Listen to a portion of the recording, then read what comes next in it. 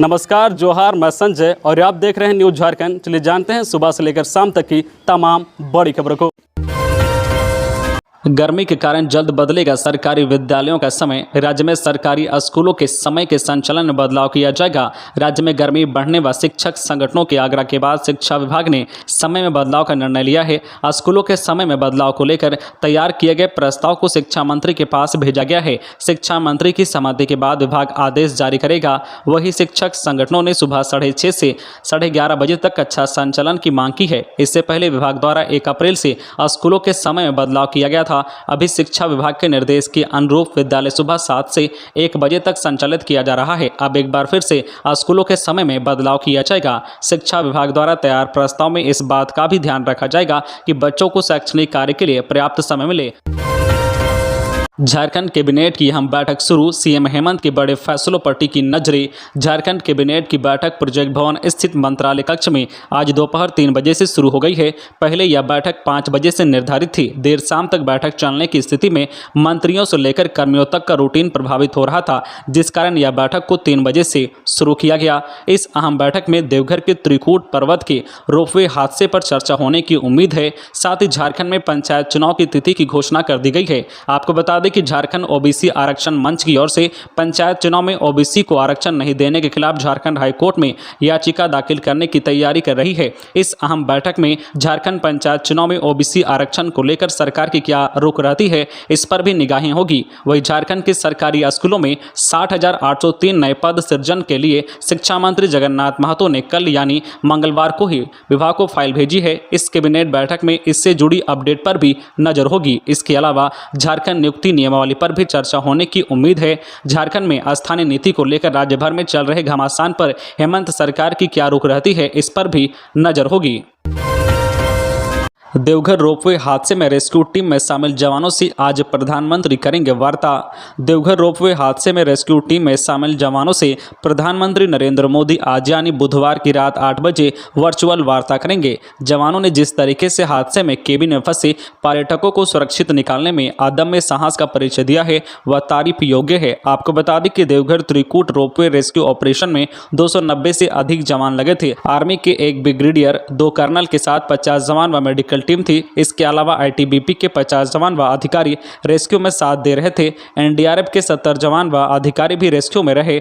वायुसेना के 5 हेलीकॉप्टर के साथ 20 लोगों की टीम थी। वही जिला प्रशासन व पुलिस बल के वरीय अधिकारियों के साथ 100 से अधिक जवान का इस रेस्क्यू ऑपरेशन में फंसे पर्यटकों को सुरक्षित निकालने में अहम योगदान रहा। लोहरदगा में संवेदनशील इलाकों पर प्रशासन की नज़र, ड्रोन से की जा रही निगरानी। लोहरदगा सदर थाना क्षेत्र के हिरही गांव में 10 अप्रैल की शाम रामनवमी शोभा यात्रा पर पथराव के बाद भड़की सांप्रदायिक हिंसा एवं इससे उत्पन्न तनाव थमने का नाम नहीं ले रहा है। रामनवमी की रात 1 दर्जन वाहनों और 3 घरों को फूके जाने के बाद पुलिस प्रशासन की चाक चौबंद सुरक्षा व्यवस्था के बाद भी सोमवार की देर रात उपद्रवियों ने जहां हेसल गाँव में झोपड़ीनुमा एक होटल में आग लगा दी थी, वही मंगलवार की रात शहर के अमला टोली बूचन गली में फिर पत्थरबाजी हुई। इसके बाद क्षेत्र में फिर से तनाव व्यक्त हो गया है।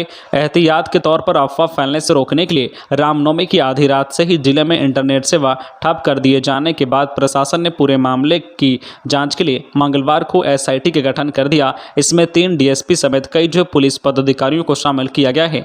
बहरहाल संबंधित क्षेत्रों में जहां पुलिस की गश्ती बढ़ा दी गई है, वही ड्रोन से भी स्थिति पर नजर रखी जा रही है।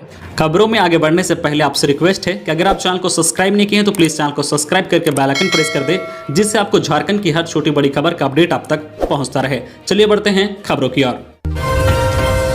बोकारो में सड़क दुर्घटना के बाद लगा जाम। दुकानों में पानी सप्लाई का काम करने वाला युवक को ट्रक ने मारी टक्कर, मौत, जमकर हंगामा। झारखंड के बोकारो जिले में मंगलवार की रात हुई सड़क दुर्घटना में एक युवक की मौत हो गई है। घटना के बाद लोग सड़क पर उतर गए, जमकर हंगामा किया, सड़क को जाम कर दिया। इस कारण गाड़ियों का लंबा काफिला लग गया। करीब 3 घंटे तक बवाल चला। इसके बाद पुलिस ने लोगों को समझाकर मामले को शांत कराया। घटना जेना मोड़ फुसरो मुख्य मार्ग के तुबकाडी के पास हुई है। बताया जा रहा है कि जेना मोड़ की तरफ से आ रहे ट्रक ने युवक को टक्कर मार दी। इससे युवक की घटनास्थल पर ही मौत हो गई। युवक की पहचान 25 वर्षीय गणेश के रूप में हुई है। वह तुबकाडी सहित आसपास की दुकानों में पानी देने का काम करता था।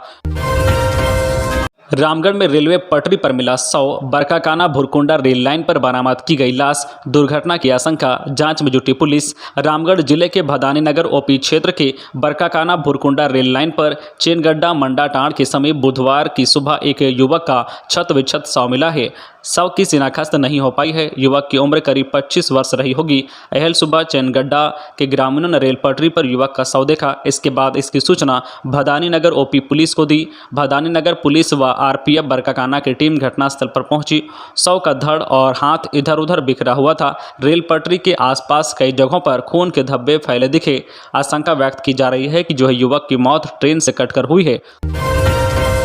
डीसी नैन्सी साहे ने शांतिपूर्ण रामनवमी मनाने के लिए सभी का जताया आभार। हजारीबाग में रामनवमी शांति और सौहार्दपूर्ण तरीके से मनाया गया, जिसको लेकर डीसी नैन्सी साहे और पुलिस अधीक्षक ने जिला वासियों का आभार प्रकट किया है। डीसी नैन्सी साहे ने कहा है कि हजारीबाग वासियों ने इस बार मिसाल कायम किया है, इसके लिए सभी को दिल से मेरा आभार। उपायुक्त ने पुलिस पदाधिकारियों, दंडाधिकारियों, अंचलाधिकारियों, प्रखंड विकास पदाधिकारियों, कर्मियों और स्वास्थ्य सेवाओं से जुड़े लोगों का भी धन्यवाद ज्ञापन किया है। नैन्सी साहे ने कहा है कि सभी के अथक प्रयास से रामनवमी शांतिपूर्ण तरीके से समाप्त हुई। सभी ने कड़ी धूप में पूरी तत्परता के साथ अपने कर्तव्य का पालन किया है। डीसी नैन्सी साहे ने मीडिया को भी धन्यवाद दिया है कि आप सभी ने अपनी जिम्मेदारी को अच्छे से निभाया और आमजन तक सही खबर पहुंचाया। गोड्डा सांसद ने लगाया आरोप, कहा बिना एग्रीमेंट के चल रहा था रोपवे। देवघर के त्रिकूट पर्वत के रोपवे हादसे के बाद गोड्डा सांसद डॉक्टर निशिकांत दुबे ने झारखंड सरकार पर गंभीर आरोप लगाए हैं। मंगलवार की शाम उन्होंने प्रेस कॉन्फ्रेंस कर कहा है कि रोपवे का संचालन केंद्र सरकार की गाइडलाइन के मुताबिक नहीं हो रहा था।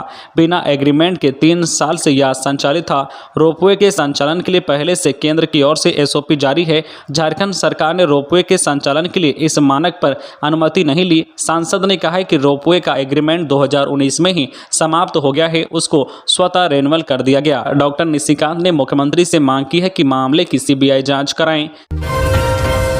झारखंड में होगी 60,000 शिक्षकों की नियुक्ति। झारखंड में प्रारंभिक विद्यालयों में 60,803 शिक्षकों के पद सृजन के लिए शिक्षा विभाग ने फिर से पदवर्ग समिति को फाइल भेज दी है। समिति की मंजूरी मिलने पर पंचायत चुनाव के बाद इन पदों पर शिक्षकों की नियुक्ति की जा सकेगी। शिक्षा मंत्री जगन्नाथ महतो ने पद सृजन संबंधित फाइल पर हस्ताक्षर कर दिया है और उसे पदवर्ग समिति को भेजने का निर्देश दिया है। प्राथमिक स्कूलों के लिए 30,440 पद, मिडिल स्कूलों के लिए 29,175 और 1188 शिक्षकों के पद सृजन की कार्रवाई हो रही है। शिक्षा मंत्री जगन्नाथ महतो ने कहा है कि प्रारंभिक स्कूलों में शिक्षकों का पद का सृजन नहीं हुआ था। मुख्यमंत्री हेमंत सोरेन के दिशा निर्देश पर उन्होंने फिर से शिक्षकों के पद सृजन की फाइल बढ़ाई है। पदवर्ग समिति जल्द से जल्द शिक्षकों के पद सृजन की कार्रवाई करे। कूड़ा उठाने वाली कंपनी को सुधार के लिए 30 दिन की मिली मोहलत। रांची में घरों से कूड़ा उठवाने का काम कर रही CDC कंपनी को नगर निगम ने टेंडर की शर्तों को पूरा करने के लिए नोटिस जारी किया है। 30 दिन के भीतर काम में सुधार और कर्मचारियों की समस्याओं का समाधान नहीं होने पर कंपनी को ब्लैक लिस्टेड कर टर्मिनेट करने की चेतावनी भी दी है। शहर के कई वार्डों में 10-10 दिन तक एजेंसी की गाड़ी नहीं पहुंचने व कूड़ा उठाव न होने पर निगम हरकत में आया है और कंपनी को नोटिस जारी करने की कार्रवाई की गई है। रात 10 से सुबह 6 बजे तक लाउड स्पीकर नहीं बजा सकेंगे। पंचायत चुनाव के दौरान लाउड स्पीकरों का प्रयोग सक्षम पदाधिकारी की लिखित अनुमति के बिना नहीं किया जाएगा। अस्थायी भवनों या गतिशील वाहनों पर लगे लाउड स्पीकरों का प्रयोग रात 10 से सुबह 6 बजे तक वर्जित रहेगा। लाउड स्पीकर की ध्वनि में अनुमति प्राप्त डेसिबल का ध्यान रखना अनिवार्य है। जितनी संख्या में साउंड बॉक्स व चोंगों की अनुमति है, उससे अधिक का प्रयोग नहीं किया जाएगा। राज्य निर्वाचन आयोग ने इससे संबंधित निर्देश सभी उपायुक्तों को जारी किया है। आयोग द्वारा कहा गया है कि सार्वजनिक जुलूस या सभाओं की अनुमति पहले आओ पहले पाओ के आधार पर दी जाएगी। जिन जगहों पर किसी प्रत्याशी द्वारा सभाओं का आयोजन किया जा रहा है, वहां दूसरे प्रत्याशी जुलूस ना निकाले। आयोग ने प्रचार के लिए सरकारी भवनों और वाहनों के इस्तेमाल पर पाबंदी लगाई है। मंदिरों, मस्जिदों, गिरजाघरों, गुरुद्वारों या पूजा के किसी भी स्थान को भाषण, पोस्टर, संगीत आदि में प्रचार के लिए इस्तेमाल नहीं किया जाएगा। आयोग ने कहा है कि किसी व्यक्ति विशेष एवं सरकारी उपक्रमों की जमीन, इमारत, अहाते व दीवारों को झंडा, बैनर व पोस्टर लगाने के लिए प्रयोग में नहीं लाया जा सकता है। पलामू में नेपाल के नागरिक की हत्या, हरिहरगंज बाजार में करता था रात्रि प्रहरी का काम, वारदात से पहले की तस्वीर सीसीटीवी में कैद। झारखंड के पलामू में बुधवार को एक नेपाल नागरिक की हत्या का सनसनीखेज मामला सामने आया है। मरने वाले की पहचान लोकेंद्र बहादुर 30 वर्षीय के रूप में की गई है। वह हरिहरगंज बाजार क्षेत्र में रात्रि प्रहरी रूप में सेवा दे रहा था। इसी दौरान मंगलवार की देर रात वारदात को अंजाम दिया गया। मरने वाला व्यक्ति नेपाल के अच्छानू जिला अंतर्गत नाडा गांव का रहने वाला था। उसकी हत्या चाकू मारकर की गई है। स्थानीय लोगों की माने तो बहादुर 6 वर्षों से हरिहरगंज में रहकर गार्ड का काम कर रहा था। घटना की जानकारी मिलने के बाद हरिहरगंज पुलिस मौके पर पहुंची मामले की जांच शुरू कर दी है। वारदात से ठीक पहले की एक तस्वीर सीसीटीवी में कैद हुई है। रांची में मारपीट व बाइक चलाने के मामले में एफआईआर, 11 नामजद सहित 200 लोगों पर केस दर्ज। करबला चौक के पास हुआ था विवाद। राजधानी रांची के करबला चौक के समीप युवकों से हुई मारपीट और बाइक जलाने की घटना में एफआईआर दर्ज कराई गई है। इसमें 11 नामजद सहित लगभग 200 अज्ञात लोगों के खिलाफ मामला दर्ज कराया गया है। इस मामले में एफआईआर पीसीआर 24 में तैनात एएसआई योगेश्वर उरांव की ओर से कराई गई है, जिसमें बताया गया है कि बीते 8 अप्रैल की रात 3 युवकों से मारपीट की सूचना पर पीसीआर 24 की टीम मौके पर पहुंची थी। मौके पर पहुंची पीसीआर की टीम ने उपद्रवियों को काफी समझाने बुझाने का प्रयास किया, लेकिन वह नहीं माने। इसी बीच मौका देख तीनों युवक जान बचाते हुए भाग निकले। पुलिस की टीम ने उपद्रवियों के कब्जे से बाइक मुक्त कराने का प्रयास किया, लेकिन उपद्रवी पुलिस के सामने ही बाइक को घसीटते हुए थोड़ी दूर ले गए और इसके बाद बाइक को आग के हवाले कर दिया। उपद्रवियों ने इस दौरान पुलिस प्रशासन के खिलाफ भी नारेबाजी की। इस मामले में शाहिद कुरैशी, मोजो कैप, शहबाज सिंघाड़ा, अरबाज, शाहिद, छोटू, बबलू, बन्ना, तन्नू, कैप के अलावा 150 से 200 अज्ञात के खिलाफ एफआईआर दर्ज की गई है। पुलिस ने मामला दर्ज कर जांच शुरू कर दी है। तो ये थी आज की झारखंड की टॉप बड़ी खबरें। इसी तरह झारखंड की हर छोटी बड़ी खबर देखने के लिए आप हमारे चैनल न्यूज झारखंड चैनल को सब्सक्राइब करके बेल आइकन प्रेस कर दीजिए, जिससे आपको झारखंड की हर छोटी बड़ी खबर का अपडेट आप तक पहुंचता रहे। तो आज के लिए बस इतना ही। हमें दीजिए इजाजत, फिर मिलते हैं नेक्स्ट न्यूज में।